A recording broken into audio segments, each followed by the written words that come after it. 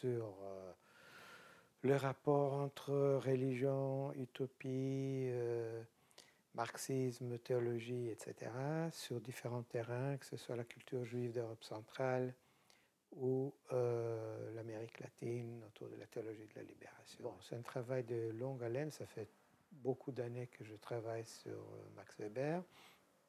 Bon, là, c'est un peu une synthèse à partir de choses que j'avais écrites.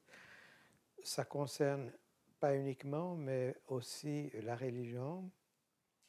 Notamment, il y a 3 questions qui concernent directement la religion. Le premier, c'est quel est effectivement le rôle de l'éthique protestante dans l'origine du capitalisme? Une très vieille discussion dans la sociologie des religions que j'essaie de reprendre à frais nouveaux, y compris avec des recherches sur l'histoire des origines du capitalisme aux États-Unis, le cas de Benjamin Franklin, etc.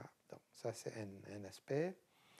L'autre, qui est beaucoup moins connu, c'est ce que Weber dit sur le rapport entre l'éthique catholique et l'esprit du capitalisme, qui est un peu l'inverse de l'éthique protestante. Donc c'est plutôt les tensions entre les deux, ou ce que j'appelle l'affinité négative. C'est quelque chose sur laquelle Weber n'a écrit ni de livre, ni même un article, mais dont on peut reconstituer l'argument à travers de fragments dispersés dans son œuvre. Donc ça, c'est le deuxième aspect. Et le troisième, qui concerne la religion, c'est pas directement Weber, mais c'est à partir de Weber comment Walter Benjamin et d'autres penseurs, juifs allemands, vont avancer l'idée que le capitalisme lui-même est une religion. Bon, ça part de Weber, mais évidemment, ça va beaucoup plus loin. Je pense qu'il existe évidemment toute une vaste littérature sur Weber, avec des choses évidemment très intéressantes.